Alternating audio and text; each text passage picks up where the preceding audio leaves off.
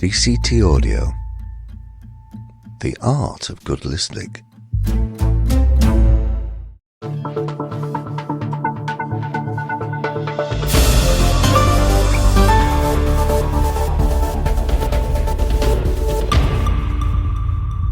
My guest today, by his own admission, didn't enjoy school and left with very little academically. He joined the army, became a commando, served in Iraq, and later became a police dog handler. Certainly, he displayed the necessary grit and willpower to overcome difficult circumstances. But he wasn't happy within himself. He went on to project management and immersed himself into systems thinking. He is perhaps unique in that he has combined that thinking with personal well-being. He has recently published a 10-point well-being plan. We talk about that, and also the effects of the pandemic, lockdown, and the future impact of AI.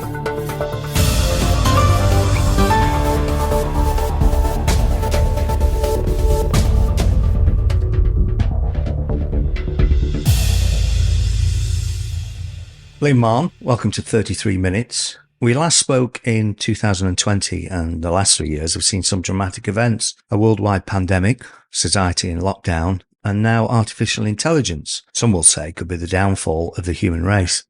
It's left people bewildered, lost, and isolated. How have you managed during these turbulent times?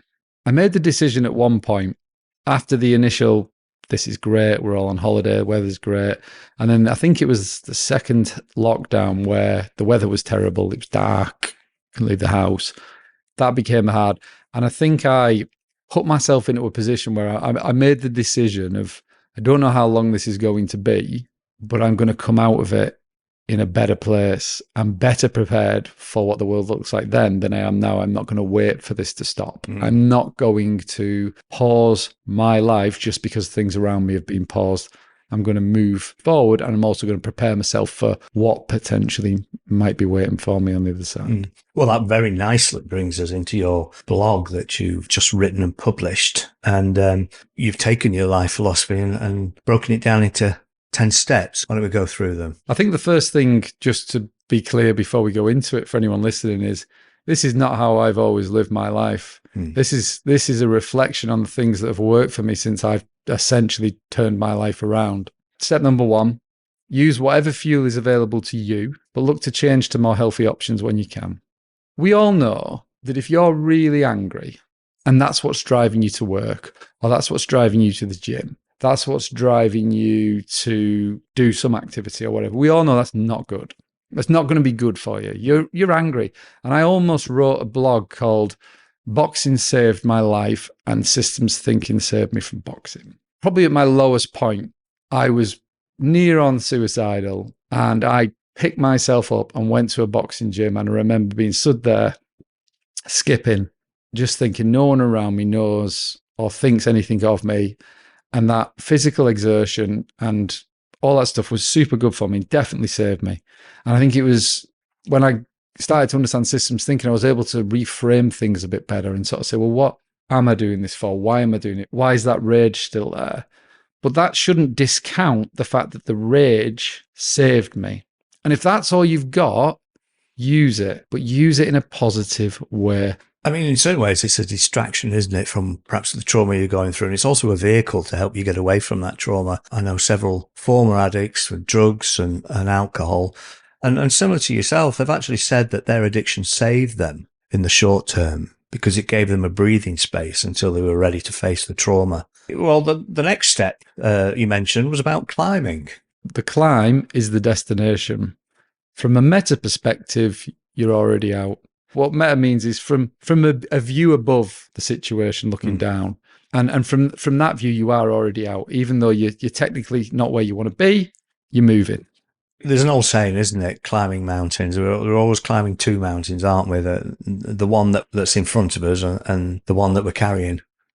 For me, one of the real important things that I noticed when I started to turn things around, it took a long time for actually physically much to change in career. I think it probably took 4 years before anything changed career-wise. It took a long time before anything changed financial-wise. But the fact that I was making forward momentum in my life, I was developing myself, I was making progress, I was light years away from where I'd felt, even though technically to the outside world, nothing else has actually changed.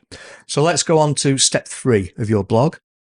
Continually work to increase your number of options. So there's a bit of systems thinking in the background there, which was a gentleman called Heinz von Forrester, said pretty much exactly that. But I find that's worked for me personally in life. Instead of saying, I want to get there, and then you stay utterly focused, you may think that you're failing, but it's an external event that's affected you, or you may just miss these amazing opportunities that could present themselves, A, because you didn't see them, or B, because you didn't put things in place that might make you ready for them when they arrive, because you were purely focused. Now, your next point perplexed me a little bit. Step 5 said you realise there is no summit, but the previous step said focus on the summit. So you've confused me there. Go on, explain that. So remember when we said, if rage is all you've got, use it, but use it effectively. Summit's not a good thing either. And everyone listening probably will have done this. When I get, or when I am, I'll be so happy. What had made me happy was the progress towards to the journey. And the other thing, I suppose, is that you're imagining what that moment of happiness might look like for you when you reach it. The thought of that is making you happy. But once you reach it, it's now what? And this is why so many super rich celebrities are miserable. And there's some very poor podcasters that are quite miserable as well. So, number 6. Do not seek or expect happiness. That is a sure path to misery. Look for purpose, meaning, and worth. And I think it's knowing the right time to have that discussion with yourself. If you can get yourself to understand, actually, life's not about being happy. Life's about getting on, cracking on, and getting your way through it. And if you've got people that you care for, getting them through it as well, and helping them through and helping them get through their lives. And that is where a sense of pride and purpose comes from. And the best bit about it is if you do that along the way, you're going to have moments of pure joy, but they're not going to be constant. Number 7, reach down and help others, but only if they're willing. That's a big nut to crack, isn't it? It is. And in particular, if it's someone that you're close to or you care for. And essentially, if they're not ready, there's nothing you can do to make them ready. Logic isn't going to work. Motivational speaking isn't going to work if that person isn't ready. And that's different for every person, but you need to commit yourself that things are going to change. Well, just going back to the other side of your point, why do you think it makes us happy helping other people? I just don't think there's anything better you can do. In business, I've been fortunate enough to have management and senior management roles since I left the police. And they're hard because you're never facing the customer or the public. You don't get that hands-on instant feedback of value. I've always said, I feel really sorry for those senior managers that miss out on the opportunity to really get to know and develop their staff, because that is the best bit about being a manager. If you've got members of staff that want to grow and you can work with them, and then they ring you one day and say, I've just got this job, thank you for all your help. Why would you rob yourself of that? The best sort of happiness is when you find your joy in other people's happiness. I love that. Tell me about number 8. Continually assess and reframe. And I think this goes back to one of the points you raised. What did you actually set off for? You'll develop through this journey. If you're going through this journey and you're working, you will change, develop, and learn lots about yourself. From what you set your initial goal as, that vision of, I want to be rich, or whatever you did. On this journey, you'll change. And it's important to go, what am I actually doing this for? What did I actually want to be rich for? And then you have a conversation with yourself and say, really, what was I after? And now you might say to yourself as a more mature version, well, I've got financial freedom. I don't need to be rich for that. I can't go and buy Lamborghinis, but I'm happy living with my means. And I don't want to have no responsibilities. I've enjoyed this struggle and I want to continue. I want to have responsibilities in my life. So I'm going to reframe what I'm not going to get rid of it because I still need that vague direction, but I'm going to change it. Number 9. Look down, across, and sometimes up. Reflect on which is most useful to you at the time. Okay. So the person with no car wants a car. Person with the car wants the Ferrari. We've all seen the pictures. Then the person in the Ferrari wants a helicopter. They want the private jet. They want the space rocket. God knows what they want when they get a space rocket. The matter is, there's always going to be someone to look to be jealous of for something. So depending on where you're looking up and down from, depends on how that looks. So that's important to make clear. Each can offer you something, but be careful which one you pick. Don't always just look down and go, oh, I'm so lucky, I'm so lucky. You just, oh, well, I'm self-loathing. What a spoiled, self-loathing brat I am. And then you start to feel down. This isn't good for you. And where's the struggle here? Where's the motivation? Where's the forward momentum for you? So then you look up and you see these people that are miles ahead of you. And you can either be resentful or you can think, do I want what you want? Do I want the sacrifice that Elon? He hasn't got a life, has he? He doesn't go home. He sleeps in his factory. I know I don't want that. So I will never be jealous of Elon Musk because I would never have his life. I don't want it. And then you look across and you see your peer set and say, who am I with? And these are the people that have got similar lives to me in this area. When you're doing that, you can try and be a bit systemic around it. So what if I blend in various things, lifestyle, finance, etc. What across that is the people that's doing the same? And that's great. But I'd always just reflect and say, could I be pushing myself a bit more than where I am? So finally, number 10. Excuses are for politics. Ways and means are for you and yours. Okay, there's a trend on many social media sites and across society as a wider whole of looking for a reason why you can't do something. I can't do that because I've not got a degree. That was personal to me. Told myself it for so long, held myself back. Everyone's got excuses. You look at anyone that you think is super successful, and I bet they've got a ton of excuses they could bring forward. You may come from a different family background to someone else. You may come from a different financial circumstances to someone else. You may come from a different demographic to someone else. And there is going to be unfairness within our societies. There always is. But what's most important is that you don't then turn that into an excuse for you. All you can do is find means and ways for yourself to move forward using what you have access to from where you are. And you can be happy and you can make progress that way. And if one of the ways you want to go, because you're such motivated, is to go into politics to change these things, and that becomes your motivation, fantastic, go for it. But don't hold yourself back because there's problems in the world, because there always will be. Before we move on to real world problems, I suppose, is why did you write the blog? 2 reasons, really. And if I'm honest, I had to do a bit of soul searching. First reason, you'll know this yourself because you've been through a similar journey. It consumes your mind a lot, thinking that other people are there. I would rather this blog only be read by one person that actually helps them, saying it's going to fix all the problems, but it helps them and helps them on their journey to getting out of a bad place, than it go viral and have loads of views. Number 2, so I can sleep at night. There's a couple of reasons why it helps me sleep at night. I've got it out there, and if someone wants to use it, it's there. And it gets things out of my brain. It helps me structure thoughts in my brain. Blogging for me is really good for me at times. It's when I've got all this stuff in my head and it just allows me to structure it. And then having conversations with you like this really help. Going on to real world problems now then.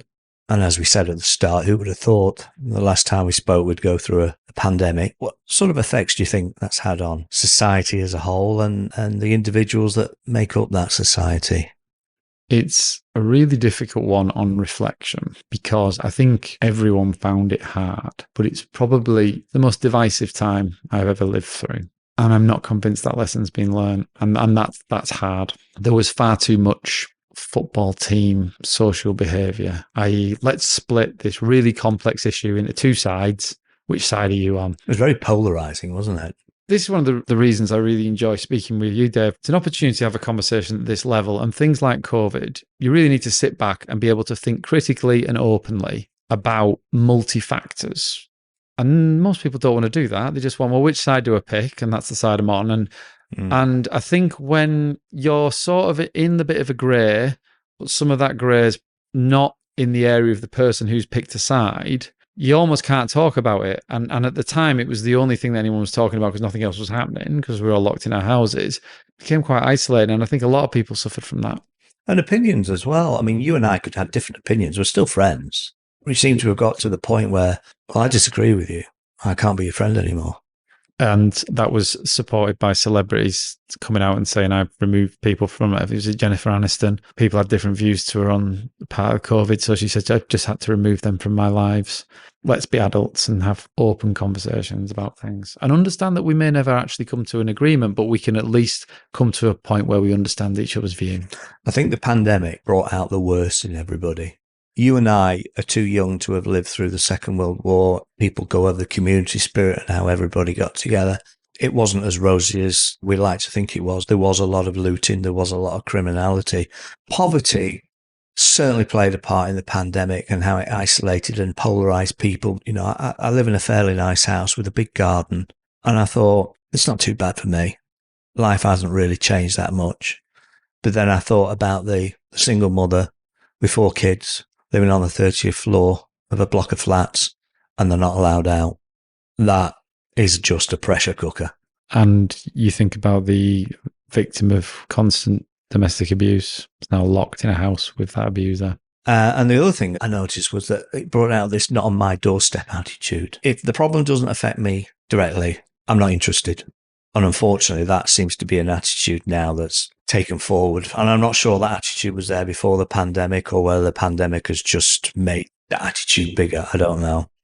Did it happen because society was heading that way anyway? And as it sped it up, have we learned from it? I would say I don't feel that we have learned from it as a society. Now, some of the practical downsides of lockdown, which we are still experiencing today, is working from home.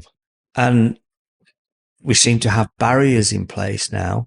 So why hasn't all that infrastructure returned to where it was? Definitely don't have the answer. I work from home most of the time. I think building on your point is working from home. We did the experiment in terms of we went from you have to be in the office and video conferencing was almost a bit of only the cool kids are doing that. And will it really work? The NHS, for instance, video appointments. Could they work? Where would they fit? And then instead of gradually introducing it over time, which could have took 10, 15 years, overnight. And bear in mind that none of that would have happened if the technology hadn't just arrived. But if it had happened like 10, 15 years before, we'd have all just been doing our jobs, going to work as normal, wearing a mask and some gloves. But just because the technology arrived and we went full shebang, and then it's what lessons have we learned from that? What did work? What didn't work? But if you are at home, you need to be able to do the job at home, can't you? It can't be that I'm working at home, so therefore I can't do this part of my job and no one else is picking it up. That was pandemic. We can put some things down while we go through this. We're not there now. The service needs to stand up. If there's ways that we can make that business or part of the business run with a bit more flexibility, more power to it. It seems to me that everything that's happening at the moment, which is in inverted brackets progress, seems to be disconnecting people from each other. Not working in an office is bad for your mental health because you're not having that connection with your work colleagues. You know, I'll always do an interview eye to eye. You're absolutely right on that. And I think this experience will be very different because we'll have a chat afterwards. And we had a good chat and you met my dog and walked around my house when you arrived. If we'd just logged in, none of that. So, and that's the same with meetings, really. You walk in, you meet someone, you have a bit of light chat, you're waiting for the last person to come in, and you know what, if it's a bit intense, you can look off to the left, look off to the right, whereas you just glared at a screen looking at yourself. It's formulaic, isn't it, online? Yeah, it's harder, but it has got a place. It's very efficient. So when my previous role, when I went to London, so I had to be there one week a month on site. The other time I was remote. I would block out my diary that week. I would have no meetings, and I would just wander around the building, talking to people, sitting down, random conversations, go for walks with my team, make sure each of my managers, I'd go for a walk with them and just say, and for me, that was okay. I can do the transactional stuff more efficiently remotely, but when I'm in the office, the real value is building the connection, going down and just sitting down in the operation and seeing what's actually happening, what actually happens. That was the value. And it allowed me to prioritize that, because I think what happens sometimes with the open office is that people think, oh, well, we put everyone in a big open office and they'll all collaborate. Most of the evidence now points to the fact that an open office actually does exactly the opposite. It doesn't drive efficiency because everyone actually busies themselves with looking busy rather than actually delivering anything, and don't talk to each other. Well, that nicely brings us on to a topic that I know you wanted to talk about, and that's artificial intelligence. Big in the news at the moment. Where's it all going to end is the open-ended question. And the obvious example is the Terminator film, Skynet, a computer that becomes self-aware. Where do you think we are with AI? It's a really interesting one because for a long time, the mantra I had was there's not really any such thing as artificial intelligence, it's just machine learning, i.e. it's like almost calculator type. It compounds tree structure algorithms over time that get more and more complex, but there's not an actual intelligence. For a long time, that's my view. Whereas now you've got some of the big dogs coming out. So Elon Musk, you've got the guy from Google coming out and saying this is a massive problem. Why do you think it's suddenly become a problem? It's not like artificial intelligence has just emerged out of nothing. They've been developing it and refining it for years. So I don't know if they're nervous about how it could affect their industry and there's a selfish point of view, or if they're nervous of what they could do. It's really interesting to know. If I try and link this to COVID, one of the things that I struggled with when people talked about the UK and generally everywhere else is reaction to COVID. Whether the action they took you agree with or not, I hope that you can still agree with the point I'm trying to make. There's a large criticism that the UK government acted too late. And if they'd acted sooner, X, Y, and Z. Do you understand what a paradigm shift is? Paradigm is a perceived as is state. The world is this. The world is that you can go outside in a free country. That's a paradigm that we are in. And up until that point, it never really changed within anyone's conceivable lifetime. Mm. And have you seen the movie Flight with Tom Hanks, where he lands the plane in the river in New York? Oh, yes. Captain Sully. And they do a simulation, don't they? And each time, the simulator would have got it back to the airport. Yes. Every time would have gone back to the airport. And then they run, why did you do that? Because we've simulated and it's this. It feels the same thing a lot to me as when people talk about how they reacted. I'm not defending or attacking either way. I will keep my views on that to myself. But what is missing from that view is you're looking back after the paradigm shift was shifted. You haven't included the human factor. Yeah, we don't tell people to stay in their houses. We don't shut industries. It's not even that they were saying that or even thinking that. It was the paradigm was that embedded that that's not even a thought process you would have. You wouldn't have to tell yourself you're not going to shut a business because the paradigm is that's not a thing. So the question to me on this is, people are raising flags. Will we look back and say, we should have done something about it sooner, we were warned earlier? And are we just in a paradigm, whereas what we would do still isn't a thing? That's the crossover I see between the two at the moment.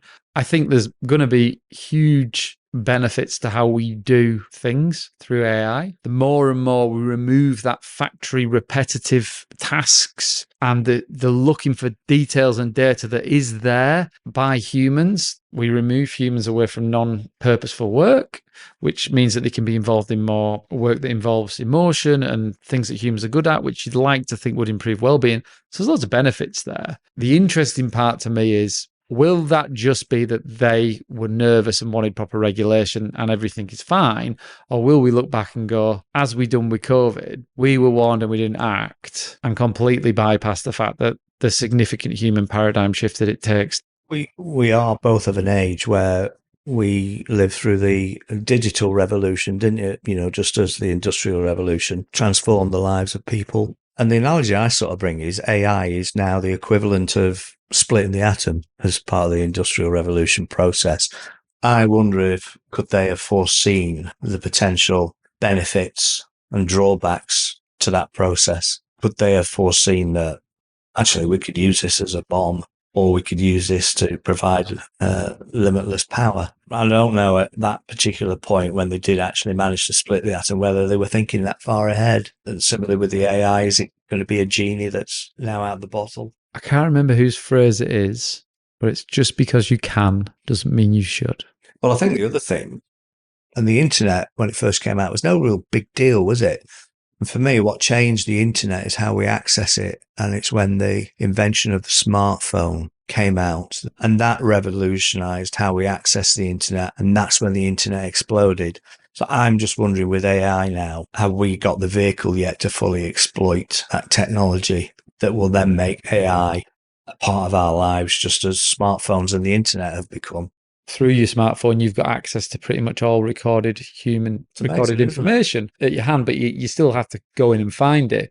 Whereas with the potential of AI is to bring that to you with insight. And that's really powerful for business, powerful for medicine, for research. The potential for that is amazing. What's important is user intent. I mentioned about mobile phones, didn't I? How we access the internet. And if we went back 200 years and we were sat in our front of the coal fire in our Victorian house and we'd be talking to the technology today, we'd thinking, you're just, what were you talking about? You're mad. But I honestly think with this AI business and the danger of it is that it becomes self-aware. But our human psyche, our thought process will become interlinked with AI. So there'll be that human element. I'm not saying we're walking around like robots, but can you imagine a human brain, core of your being and how you feel and how your thought processes tapped into AI? That's a scary thought. Thanks for that. Won't sleep tonight. It's almost unbelievable to think that could happen. But as I say, if we'd sat down 200 years ago and predicted what we are now doing, you would never have countenanced the idea. I think the leap in like the last 50 years is more significant than the millennia prior to it. And I think it's just as important how we access that technology as just is the technology itself. And I think it's compounding. I think what you're seeing is compounding. There's key moments that have slow burn, a bit like what I'm talking around personal life is you start small, create fire, get tools. And these things, hundreds and thousands and hundreds of thousands of millions of years, slowly burn. And then you reach a tipping point where the wheel starts to spin on its own and it spins faster and faster and faster. And that's that positive or negative compounding. And it feels like technology wise, we're in the same place. It's just getting faster because it's self-reinforcing itself. The technologies are constantly allowing for the next leap of technology and it's speeding up. Well, I suppose finally, and from your point of view and from a systems thinking point of view, and I know you hate that phrase and I hate it because the whole point of systems thinking that there is no system. And you mentioned technology and now it's compounding upon itself and it's getting that wheel spinning faster. Will there always be a baseline of human need or human ingenuity?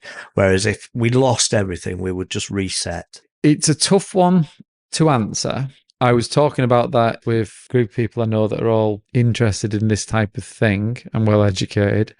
I always like to go for them because I learn so much from the conversation. But there's two things. There's the two types of system that you could talk about with a feedback loop: a closed system and an open system.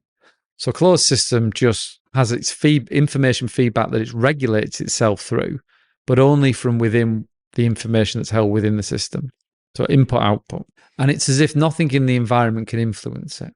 So Woolworths is a prime example of what a system being closed, or Blockbuster, eventually it dies out because it becomes irrelevant to the changing environment. An open system is constantly outside, reframing itself, bringing in new information, challenging its previous design, developing itself and merging. It'll be scary if and when I'm proven wrong, but right now, computers, and therefore AI, are by their very design a closed system because they can only access the information that is already there. It's a massive closed system. It's all the information, but it's closed. It's only what's there. So the experiment with something like ChatGPT, where now insight, not just access to data, but insight is at the fingertips. You can pass the bar exam now with the latest version. Yeah, which I love because I hate a test of intelligence being, have you managed to digest and then regurgitate information? That's memory. That doesn't encompass, and it's not the best of human intelligence, and machines can now do that for us. So I hope that pushes us into tests that test more useful types of human intelligence. So of course, I'm all about that. But you're putting insight in the hands of everyone from masses of information. What's the end game when you just constantly, over time, repeatedly recycle the same information? And that's the thing I found interesting. The only analogy I can think of is a guy called Sadhguru, who's a guru, mystic, whatever you want to call him. He was describing the difference between humans and animals. And animals have 2 points, the born and the die. And within those 2 points, they're programmed to do what they do. Humans, between the point of birth and death, can decide what they want to do, where the animal doesn't have that choice. And I suppose it's similar to what you were saying about a computer. Does it have a choice on the decisions it makes, or is it just bound by its own infrastructure, if you will, and the way its circuits work? It will be interesting to see, but with the compounding, I don't think we're far away from finding out. Well, like I say, you tap the power of a human brain into the AI technology, or think of it another way. Imagine AI unlocking the power of the human brain. They say we only use 1-2% of our power, and you've got autistic people who just use their brain in a different way, people that almost all sorts of things. That's a scary thought. And how does that happen? Because going back to the point, you process through the same information into everyone, and it will start to drive the same type of behavior. As that happens and then happens again, and more behavior, and then if that algorithm starts to refine itself based off that reaction, it becomes more and more narrow. And it feels like, well, what's the end game there? Because there's only what you've got in. And if it's influencing the outside in and the outside in is influencing the inside out in a closed system, does that not just get narrower and narrower and narrower? And I don't know. No. I'm not an AI expert, but that was the view I took at it from a systems view. And this comes down to choice, doesn't it? Human choice. If you could link a person's brain into AI who's malevolent, opposed to somebody that wants to do good in the world, two outcomes are very, very different. Yep. And that's the second thing that's going to stop me sleeping tonight. Sorry about that. It's been an absolute pleasure. It's always a joy to speak to you, Liam, and we could talk for hours. But for now, thank you very much.